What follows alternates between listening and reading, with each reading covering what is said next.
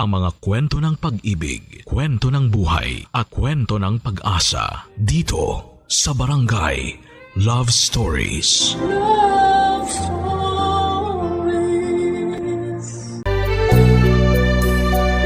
Ay, grabe. Nakakapagod maglaba kapag ganitong oras. Buti na lang hindi pa gaanong mataas ang araw sa likod ng bahay. Hindi rin masyadong mainit habang naglalaba ako kanina. Ano kayang pwedeng maluto para sa tanghalian namin ni Dennis? Teka, anong naaamoy ko? Oh, Ma, tapos na po kayong maglaba? Oo. Dineretso ko na rin ng sampay para kapag umaraw mamaya matuyo na rin na kaagad. Mukhang napagod po kayo. Sandali lang po at pupunasan ko yung pawis sa noo nyo. Eto po, malinis tong tuwalya na hawak ko. Pupunasan ko lang po ang noo nyo. Masyado po yata kayong madaming nilaban. Hindi naman masyadong marami yon kasi nakapaglaban na rin ako nung nakaraang araw lang. Sabi ko naman kasi sa inyo, bumili na tayo ng washing machine para hindi na kayo napapagod sa paglalaba. Washing machine? Sus, makakasira lang ng mga damit natin yun. Pwede naman po na kahit mga pambahay na lang ang i-washing machine nyo. Tapos yung iba, kahit i-handwash nyo na lang kung gusto nyo po. Iha-handwash ko na lang para sigurado ako na malinis ang pagkakalaba ko sa lahat ng mga damit natin. Hindi pa masisira ang mga tela nun, lalo na yung mga pangalis mo na damit. Akin na nga yung tuwalya at ako na rin magpupunas sa pawis ko. Balikan mo na yung niluluto mo at baka masunog pa yun. Ay, sige po Ma. Papatayin ko na rin yung apoy sa kalan. Kasi luto na rin naman po yung karne ng manok doon. Maupo na rin po kayo kasi nakapaghain na rin po ako ng para sa tanghalian natin. Sige, at medyo gutom na rin ako. Ano palang niluto mo na ulam? Ang paborito nyo pong binakol, Ma. Ay, kaya naman pala amoy pa lang.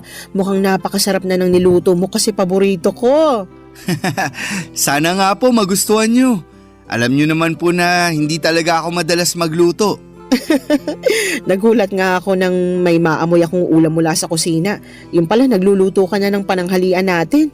Nung makita ko kasi po kayong naglalaba kanina, naghanap na po ako ng pwedeng iluto sa ref natin. Sakto naman po ang mga ingredients na nakita ko para sa binakol na manok. Sana talaga pumasa sa inyo ang lasa ng niluto ko na yan. Eto, titikman ko na nang malaman natin kung lasang binakol ba yung niluto mo o baka mamaya lasang afritada o adobong manok pala ito. Ma, wala naman pong sarsaya na kagaya ng sa adobo o apritadang manok. Biro lang naman. Eto, titikman ko na talaga, ha? Masarap tong sinigang na manok mo, ha? Ma, binakol po yan at hindi sinigang.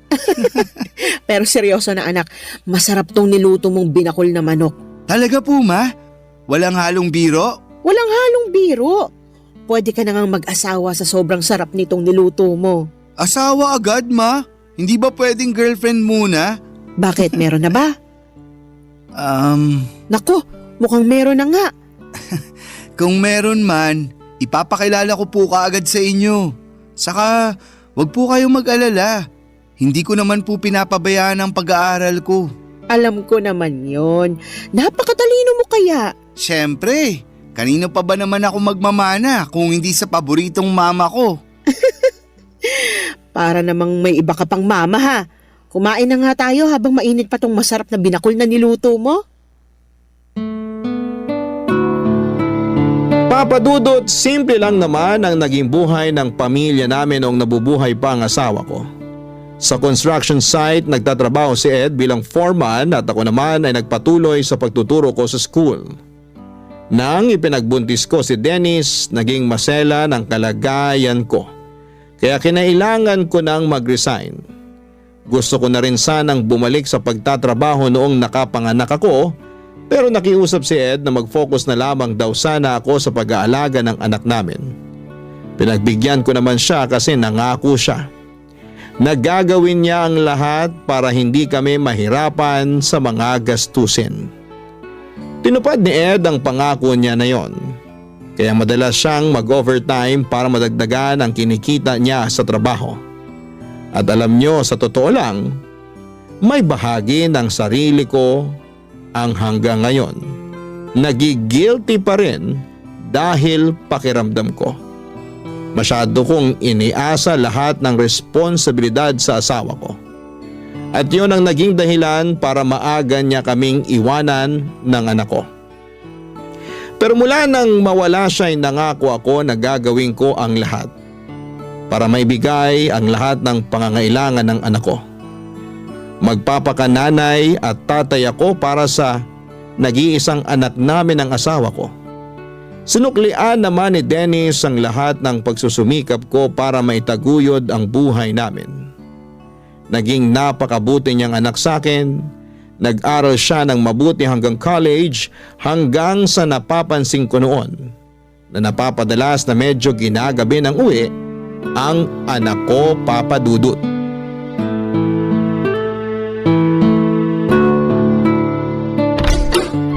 Mukhang hindi pa nakakauwi si Dennis dito sa bahay ah. Mabuksan na nga ang ilaw dito sa sala at nang makaupo muna ako sa sofa.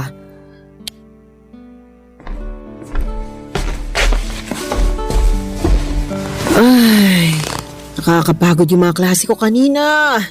Ang hirap talaga kapag may bumibisita sa amin ng mga head teacher mula sa ibang school. Napakaraming dapat asikasuhin. Ma, nakauwi na po pala kayo.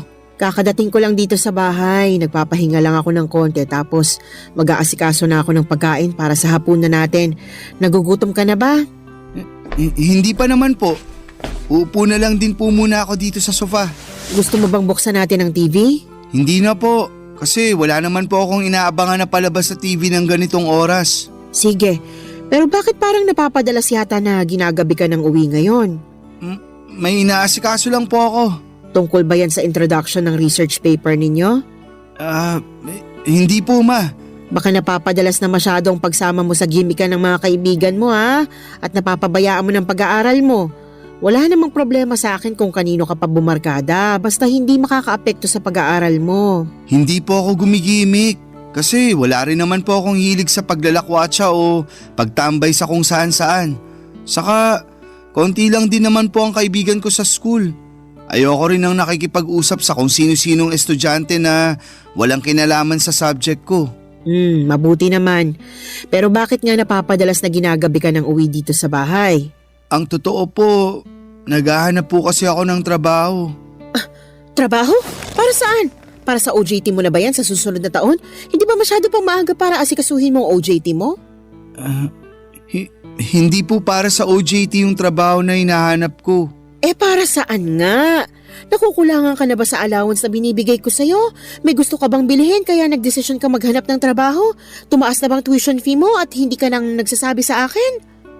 Ma, hindi po sa ganun. Hindi naman po kulang yung ibinibigay nyo na allowance sa akin. Madalas nga po na sobra pa. Wala rin po akong gustong bilhin na kahit na ano. At hindi rin po nagtaas ang tuition fee namin. Ang totoo, naghahanap po ako ng trabaho kasi plano ko na pong huminto sa pag-aaral ko. Ano?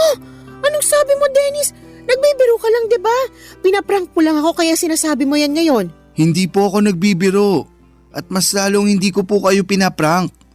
Seryoso po ako sa sinabi ko na hihinto na ako sa pag-aaral. Pero bakit nga?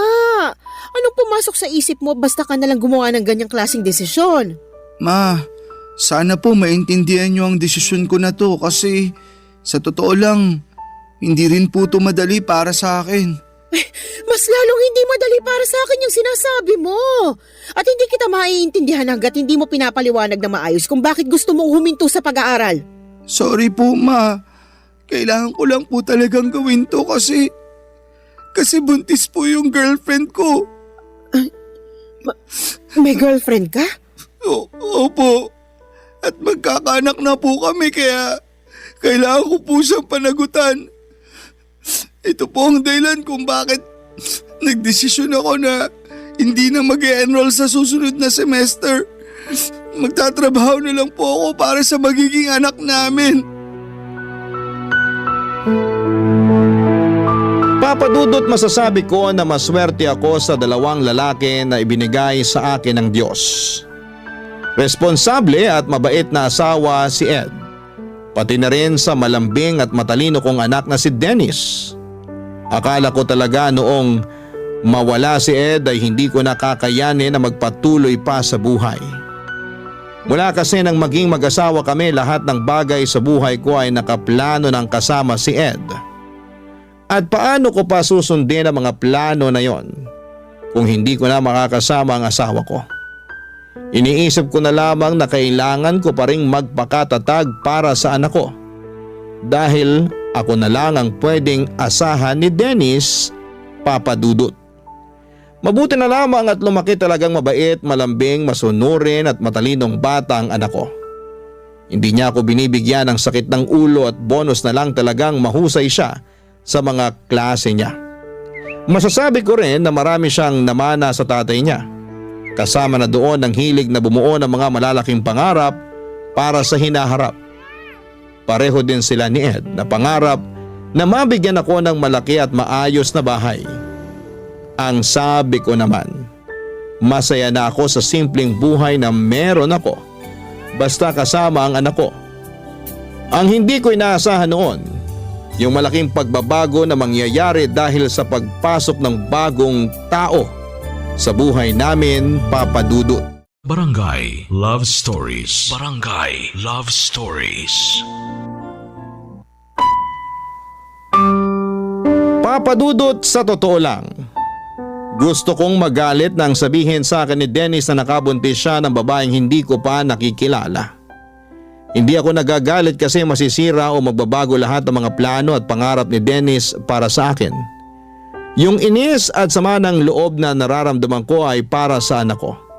Kasi bukod sa mga pangarap niya para sa akin ay meron din siyang sariling pangarap na alam kong magugulo ng dahil sa mga nangyari. Ang kinakasama pa ng loob ko noon ay yung desisyon niya na huminto sa pag-aaral. 1.5 taon na lang kasi at makakagraduate na dapat siya sa college. Kaya lang ay hindi ko na siya napilit pa na ituloy ang pag-aaral niya. Kahit sinabi ko na handa akong tulungan siya sa lahat ng gastusin sa college at sa magiging anak niya, ayaw niya raw kasi na ipasa sa akin ang responsibilidad dahil sa pagkakamaling nagawa niya.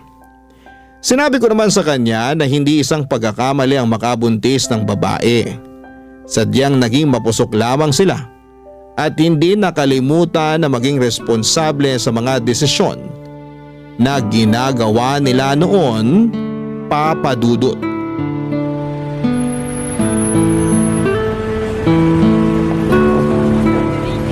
Malapit na tayo sa bahay namin, Kyla. Medyo malayong lakaran pala to, no? Oo, kasi bihira ang dumaraan na tricycle dito sa street namin. Napansin ko rin na parang konti ang mga tindahan dito sa inyo. Medyo nga. Pero wag kang mag-alala kasi may sari-sari store na katabi mismo ng bahay namin. Ayun, sakto. Alam mo naman na mahilig akong bumili ng mga kutkuti na pagkain.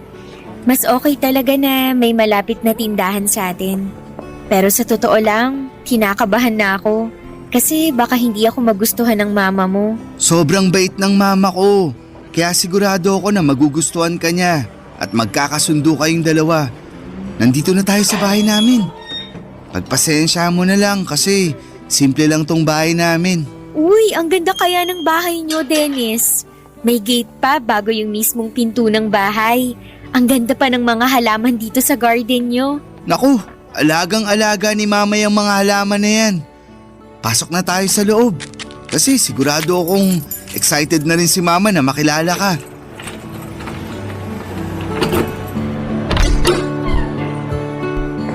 Ma! Nandito na po kami ni Kyla! Mabuti naman at dumating na kayo. Sakto kasi kalalabas ko lang ng juice at turon dito sa sala para sa merienda natin. Tamang-tama po pala talaga ang dating namin. Oo, mainit-init pa nga yung turon na niluto ko. Ay, ma! Si Kyla nga po pala. Girlfriend ko. Kyla, si mama. Magandang hapon po, ma'am. Anong ma'am? Mama ako ni Dennis at hindi ako teacher sa bahay na ito. Mama na lang din ang itawag mo sa akin kasi hindi magtatagal. Magiging manugang na rin naman kita. Sige po, ma. Sabi sa'yo mabait si mama. At maganda pa, parang ikaw. Oo nga. Maganda talaga ang mama mo, lalo na sa personal. Magaling ka talaga pumili ng girlfriend na ipapakilala sa akin, Dennis. Maupo na muna kayo sa sofa nang makapagmerienda na tayo. Alam nyo ma, kanina pa kinakabahan tong si Kyla. Kasi ang sabi niya, baka taray-tarayin nyo raw siya. Uy, wala akong sinabing baka tarayan ako ng mama mo, Dennis. Pero totoo namang kinakabahan ka kanina, di ba? Kahit naman hanggang ngayon, kinakabahan pa rin ako. Ito kasi yung unang pagkakataon na makikilala ko ang mama mo. Huwag kang mag-alala, Kyla. Basta mahal ng anak ko, mahal ko na rin. Pero matanong ko lang, saan ba kayo nagkakilala ni Dennis?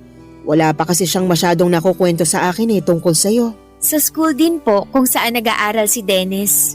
Ah, magkaklase kayo ng anak ko? Hindi ko po siya kaklase at matagal na rin po akong huminto sa pag-aaral. Ah, hindi ka na pala nag-aaral. Opo ma, nakatungtong naman po ng first year college si Kyla noon. Pero nang mamatay ang mga magulang niya 3 years ago, tita na lang niya ang kasama niya. Doon po siya nagdesisyon na magtrabaho na lang. Ah, ganun ba? Paano kayong nagkakilala sa school kung hindi naman pala siya estudyante doon? Nagtatrabaho po ako sa kantin sa loob ng university kung saan madalas na kumakain si Dennis. Doon po kami nagkakilala. Masipag pong magtrabaho si Kyla at yun talaga ang pinaka nagustuhan ko sa kanya. Alam ko po na hindi ko talaga siya naikwento sa inyo noon. Pero mabuting tao po si Kyla at mahal na mahal ko po siya. Kaya sana po, okay lang sa inyo na dito muna kami tumira habang hindi pa siya nakakapanganak. Siyempre naman kasi bahay mo na rin to, anak. Huwag kang mag-alala kasi maaasahan mong suporta ko sa lahat ng desisyon na gagawin mo. Lalo na kung para sa relasyon at magiging anak ninyo ni Kyla.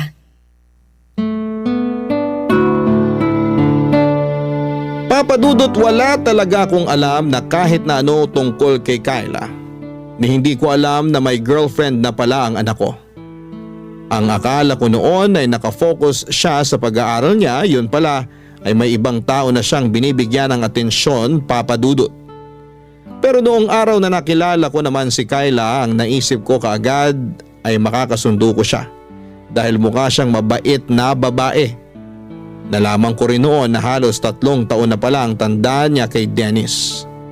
Medyo halata nga yun nang unang beses ko siyang makita sa personal. Naisip ko pa nga na baka may ibang anak na siya dahil medyo malaki rin talaga ang katawan niya. Kahit 2 buwan pa lamang siyang buntis. Pasimple ko yon at tinanong kay Dennis sa paraan na hindi ko siya ma-offend.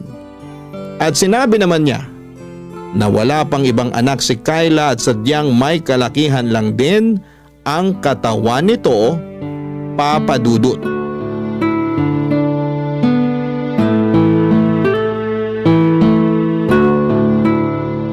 Ma, gagabihin po pala ako ng uwi mamaya. Huwag niyo na po akong hintayin ni Kyla na magapunan. Ipagtatabi na lang kita ng ulam para mabilis kong mainit pag uwi mo dito sa bahay. Bakit pala gagabihin ka ng uwi? Kulang po kasi kami ng waiter sa restaurant kaya kailangan namin magdagdag ng oras sa duty namin. Naku, sayang naman kasi bala ko pa namang magluto ng paborito mong igado na ulam para sa hapunan. Talaga? Ipagluluto mo ako ng paborito ko? Oo, kaya nga plano kong sumama mamalengke mamaya kay mama eh. Pwede mo pa rin namang iluto yung paborito ko, Kyla. Hindi na nga lang tayo sabay na makakapaghapunan kasi ayoko mapuyat ka sa paghihintay sa akin. O sige, pero siguraduhin mo na kakainin mo yung iluluto kong ulam ha? Kahit sunog pa yung luto mo, kakainin at uubusin ko lahat yan. Grabe ka naman! Hindi pa naman ako nakapagluto ng sunog na ulam nung nagtatrabaho pa ako sa kantin. Joke lang naman yun. Ikaw naman akala ko naman nakatikim ka na ng sunog na luto ng girlfriend mo. Naku ma, masarap po magluto si Kyla. Ay talaga? Opo, kasi minsan binibigyan niya pa ako ng pagkain na niluto niya sa bahay nila kapag wala siyang pasok sa kantin. Malapit lang din po kasi yung bahay ng tita ko sa university kung saan nag-aaral dati si Dennis. Kapag wala po akong trabaho, dumadaan po siya doon para saglit na dalawin ako o makipagkwentuhan sa akin. At kapag aalis na po ako, palagi na po siyang may pabaon na pagkain sa akin. Kaya pala may mga oras noon na maaga kang umaalis ng bahay natin. Akala ko may inaasikaso ka lang na para sa mga klase mo eh. Opo ma, Pero never ko naman pong pinabayaan ang pag-aaral ko kahit nanliligaw pa lang ako nun kay Kyla. At kahit po boyfriend ko na si Dennis, palagi ko rin pong pinapaalala sa kanya na mag-focus sa pag-aaral niya. May isang beses lang po talaga na naging mapusok kami. Sorry po ma. Nako, huwag nyo nang isipin yun kasi hindi na natin mababago yung mga nagawa nyo noon at yung mga nangyari noon. Mas mahalaga ngayon na mag-focus tayo sa present, lalo na sa future na para sa baby ninyo. Tama po kayo. Kaya magsisipag talaga ako sa trabaho para sa pamilya na to. Teka, kailangan ko na nga rin po palang umalis kasi baka malate pa ako. O sige, mag-iingat ka anak. Opo ma, lalabas na rin po ako ng bahay. Bye po. Bye Kyla. Bye! Mag-iingat ka!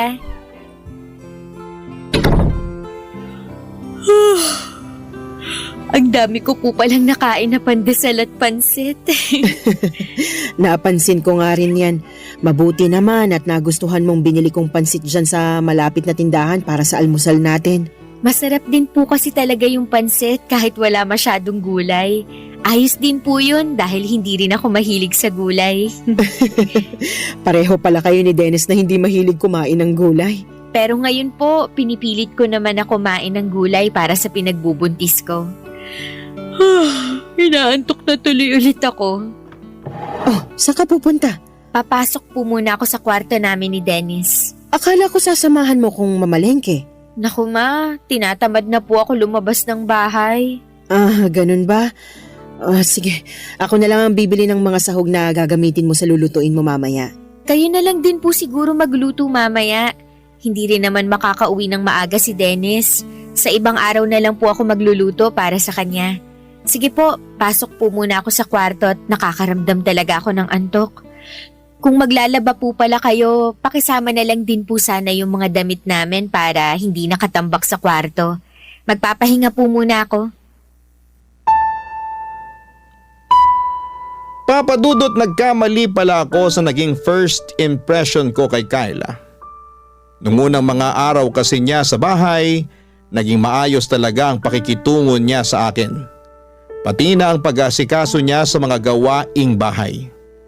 Maaga siyang gumigising at pagkatapos mag-almusal ay dediretso sa sala para magwalis-walis ng sahig. Kasunod ang pagpupuna sa mga bintana, nagluluto rin siya ng para sa hapunan namin at siya ang nag-aasikaso ng pinagkainan namin sa almusal. Pero pagkalipas ng ilang linggo ay nagbago ang lahat, lalo na nang kinailangan kong mag-resign sa trabaho. Napaaga noon ang retirement ko dahil lumala ang katarata sa kanang mata ko. Nadaan pa naman sa oral medication pero hindi na ako bumalik pa sa pagtuturo. Mula noon, si Dennis na ang nagtatrabaho para sa mga pangangailangan at gastusin sa bahay. Doon din nagbago ang ugali ni Kyla na halos inaasa na niya sa akin lahat ng gawain sa bahay. Pero naisip ko na baka hindi nagbago ang ugali niya. Baka sadyang yun talaga ang ugali niya. Nagpapanggap at nagpapakitang tao lamang siya sa umpisa. Pilit ko na lamang siyang pinakisamahan noon dahil ayoko nang bigyan pa ng problema ang anak ko na alam kong palaging pagod galing sa trabaho niya, Papa Dudut. Barangay Love Stories. Barangay Love Stories. Papa Dudut, sa isang restaurant nagtatrabaho noon si Dennis. Dahil sa mga gamot na kailangan ko, mga vitamins ni Kyla at iba pang gastusin sa bahay, madalas na nag-o-overtime sa trabaho ang anak ko. Ayaw niya kasi nang nagigipit kami sa pera o panggastos sa bahay. Pinag-iipunan niya rin ang para sa panganganak ni Kyla at nabanggit niya rin na plano na niya itong pakasalan sa susunod na taon. Kaya pilit niyang ginagawa ang lahat para maibigay ang pangangailangan namin. Halos mahigit 10 oras siyang nagtatrabaho sa araw-araw. Naiinis pa ako kasi aalis si Dennis nang tulog pa si Kyla. Babangon lamang ito kapag kakain na. Magbabanyo o manonood ng TV tapos kapag uuwi na si Dennis, madalas natulog na ulit ito. Mabuti sana talaga kung may iba itong ginawa na medyo nakakapagod sa buong maghapon. Oo, buntis siya pero hindi ibig sabihin noon na hindi na siya pwedeng tumulong sa mga gawaing bahay. Hindi rin naman masela ng kalagayan niya kaya walang dahilan para maghapon lang siya na nakahiga sa kama o manood ng TV. Pero hinayaan ko lamang siya at walang kahit na anong narinig mula sa akin. Ang sabi ko baka kapag nanganak na si Kyla ay mas magiging maayos ang ugali niya. Pero naging malala ang lahat lalo na nang makunan si Kyla. Pagkalipas lamang ng ilang buwan, naging maayos na ang kalagayan nito pero mas naging tamad sa mga gawaing bahay, Papa Dudut.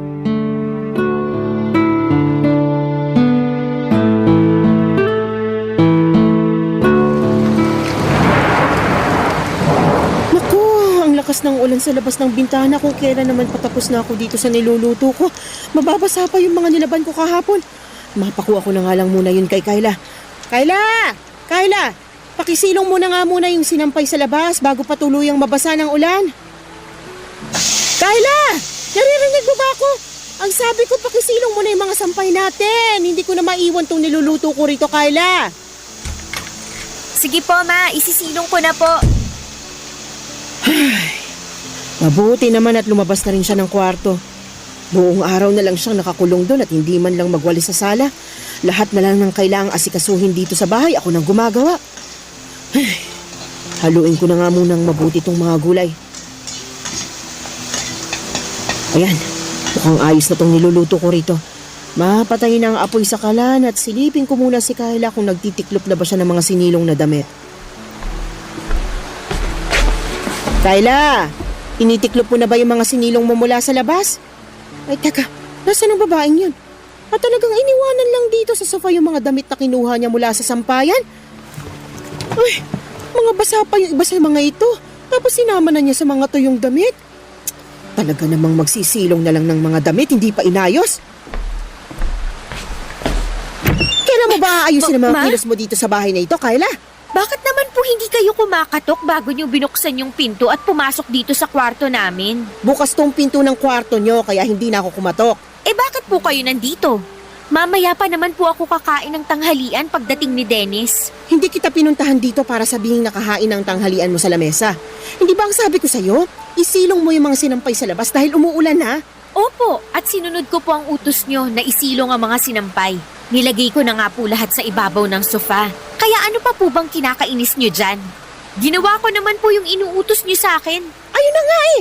Ginawa mo nga ang inuutos ko pero hindi mo naman inayos. Ni hindi mo malang inihiwalay yung mga tuyong damit doon sa iba, doon sa mga nabasa na sa ulan. At sana, tiniklop mo na rin yung ibang tuyo doon nang hindi nakakalat sa may sofa. Ma, ang sabi nyo kanina, isilong ko lang ang mga yon. Wala naman po kayong sinabi na pati pala pagtitiklop, kailangan ko pang gawin. Kailangan ko pa ba talagang sabihin yun? Syempre naman po. Hindi ba pwedeng magkusa ka na lang kasi alam mo naman kung anong dapat na gawin pagkatapos isilong ang mga damit? Hindi ko naman po damit ang lahat ng yon. Yung iba po doon, damit nyo at damit ni Dennis. Kaya bakit ako pa ang magtitiklop ng mga yon? Ako na nga ang naglaba? Ako pang pagtitiklopin mo ng lahat ng ulan yun? sa labas. Oh, Ma, ano pong ginagawa niyo dito sa kwarto namin ni Kyla? Kinakausap ko lang itong girlfriend mo. Bakit po? Ay nako Dennis, di ba kanina ko pa sinabi sa'yo na masakit ang ulo ko?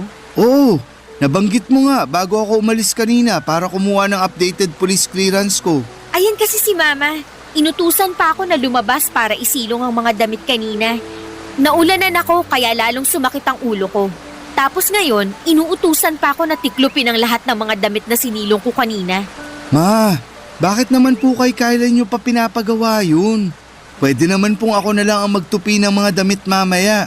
Hindi naman kasi talaga masakit ang ulo ng girlfriend mo. Ayaw niya lang talagang kumikilos dito sa loob ng bahay natin. Ma, kanina pa po sinabi sa akin ni Kyla na hindi talaga okay ang pakiramdam niya.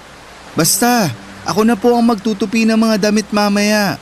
Huwag niyo na pong ipagawa yun kay Kyla para makapagpahinga na lang din po siya. Nakapagluto na po ba kayo ng para sa tanghalian natin? Oo, maghahain na ako para sabay-sabay na tayo makakain ng tanghalian. Papadudot, 7 buwan na ang ipinagbubuntis ni Kyla nang makunan siya dahil naging mahina ang puso ng baby niya. Grabe ang pagdadalamhati ng anak ko noon at halos 1 linggo ko siyang hindi makausap ng maayos. Mabuti na lang at pagkalipas ng 2 linggo mula nang mailibing ang anak ni Kyla, nakita ko na muling nagkaroon ng direksyon ng buhay niya. Nang mga panahon na yon ay madalas ko siyang nakakausap tungkol sa mga naging pagsisisi niya sa nangyari sa buhay niya. Sinabi ko na may malaking dahilan kung bakit nawala ng maaga ang anak niya. Parang yun nangyari sa akin noong maaga rin akong nabiyuda. Isa sa mga dahilan yon para mas lalo kaming maging matatag at sinabi ni Dennis na magfo-focus na lamang daw siya sa amin ni Kyla. At sa plano niya na pakasalan nito sa susunod na taon, kung ano ang pagsusumikap na ginagawa ni Dennis sa buhay ay kabaliktaran naman ang ginagawa ni Kyla sa bahay namin. Lumala ang pagiging tamad niya sa bahay at may mga oras na kapag nakikisuyo ako na tulungan niya ako sa ibang gawain, kagaya ng pagwawalis sa sala o pagluluto, palagi niya akong sinisigawan at sinasabi niya na abala ako sa pagsa-cellphone niya. At nang minsang magkasagutan pa kami ni Dennis, nang dahil sa kanya ay gusto ko talagang magalit sa anak ko dahil mas kinampihan pa nito ang babae na yon kesa sa akin ang nanay niya. Pero pilit ko na lamang na pinalampas ang lahat noon at patuloy na tiniis ang ugali ni Kyla. Pero ang isang bagay na hindi ko talaga natansya noon ay nang makita ko si Kyla na nakikipagharutan sa isang lalaki sa may mismong harapan ng gate ng bahay namin. Tinawag ko siya noon pero hindi niya ako pinansin tapos ay tinarayan pa. Hindi ako nakatiis pa kaya naman nilapitan ko sila, pinalis ko yung lalaki at pilit na pinapasok si Kyla sa loob ng bahay, Papadudot. Bakit niyo naman po binastos yung bisita ko, ma? Binastos?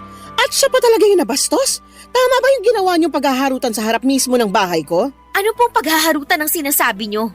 Pinsan ko lang po yung kausap ko kanina sa may gate. Pinsan! Ang sabi mo nung nakaraan, delivery rider yon na naghahatid lang ng mga ino-order mo na kung ano-ano sa online. Oo nga po, pinsan ko po yung delivery rider na yon. Ano na naman po ba yung iniisip niyo na hindi maganda tungkol sa akin? Hindi ako mag-iisip ng ganito kung wala akong nakikita na masamang ginagawa mo. At kailan pa po naging masama yung pakikipag-usap sa pinsan ko? Huwag mo ang binibilog ang ulo ko. Hindi lang kayo nag-uusap ng lalaki na yon. Nakita ko na hinahawakan niya ang kamay mo at hinalikan ka pa niya sa pisngi mo. Ang laswa niyo naman pong mag-isip, ma. Ang hirap po sa inyo. Lahat na lang ng ginagawa ko dito sa bahay na to, mali sa paningin niyo. Kailan ka ba gumawa ng tama? Ultimo pag-aasikaso ng mga kailangan gawin dito sa bahay, hindi mo naman ginagawa ng tama. Magpapalaba ka na nga lang ng mga damit mo, hindi mo pa ilagay sa tamang lalagyan. Pati na nga ang mga pinagkainan mo, basta mo na lang iniiwan sa lababo. Kita niyo na? Napakarami niyo naman pong issue sa akin. Kanina, yung pakikipag-usap ko sa labas ng bahay. Ngayon naman, pati ang bawat kilos ko dito sa loob ng bahay niyo, sinisita niyo na. Alam niyo, mabuti pa, magpahinga na lang ako sa kwarto namin ni Dennis. Sumasakit na naman po kasi ang ulo ko dahil sa ingay niyo. Sandali lang, Kyla. Hindi pa tayo tapos mag-usap. Bitawan niyo nga ang braso ko.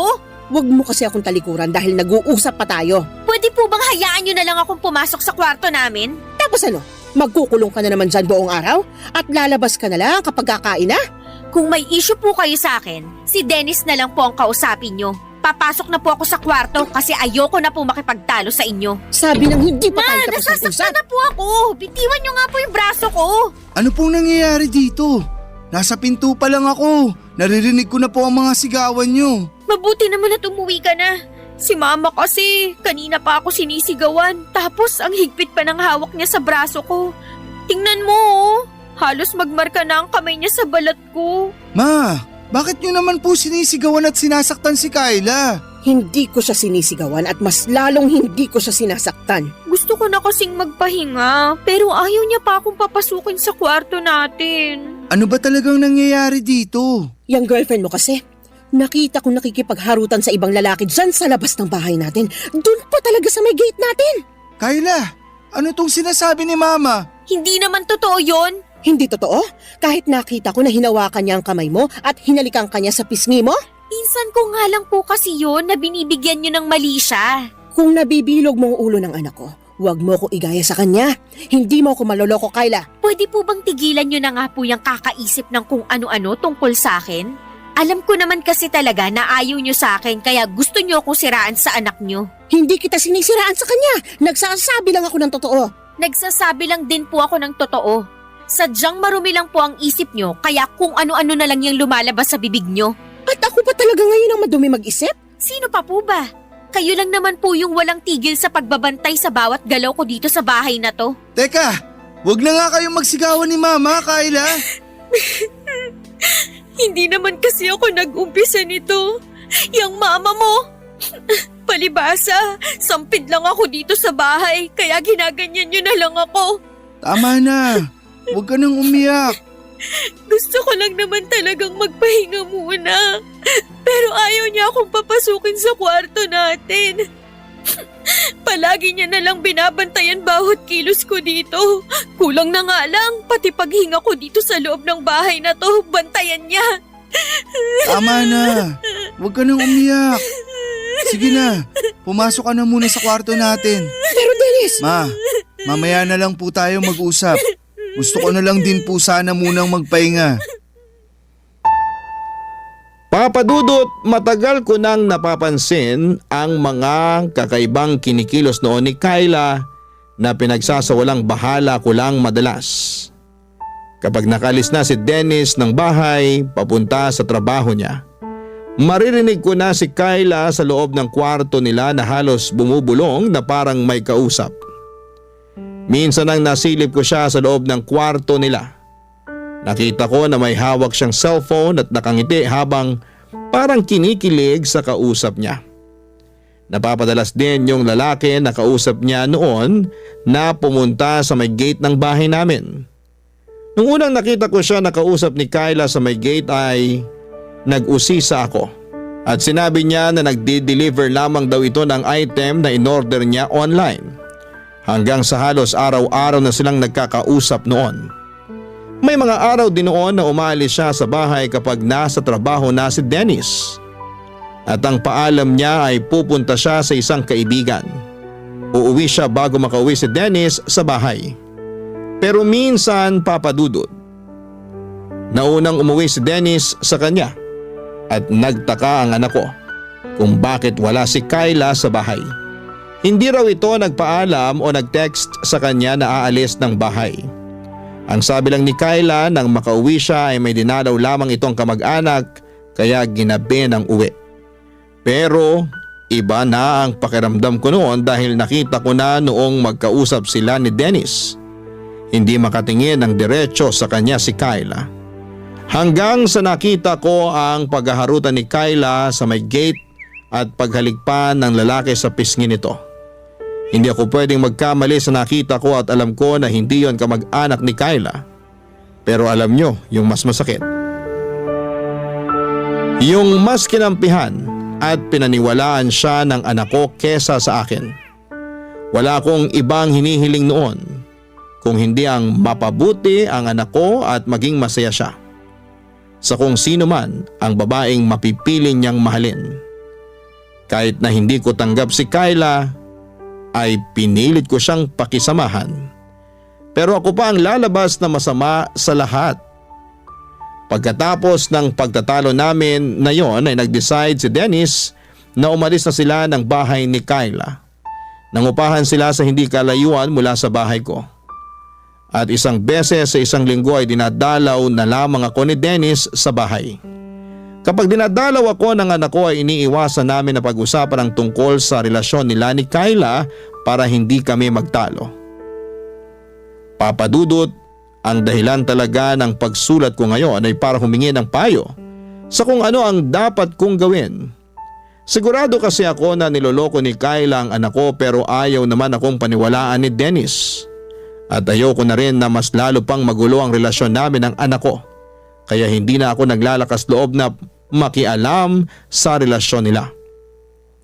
Ano bang dapat kong gawin para mamulat ang anak ko sa katotohanan na hindi karapat-dapat si Kyla para sa kanya?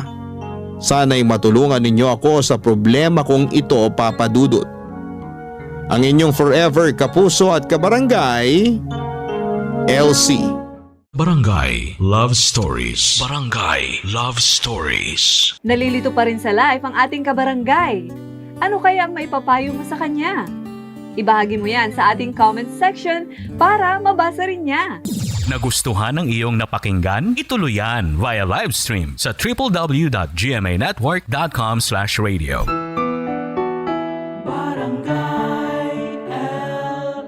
In Mega Manila, 97.1. Forever.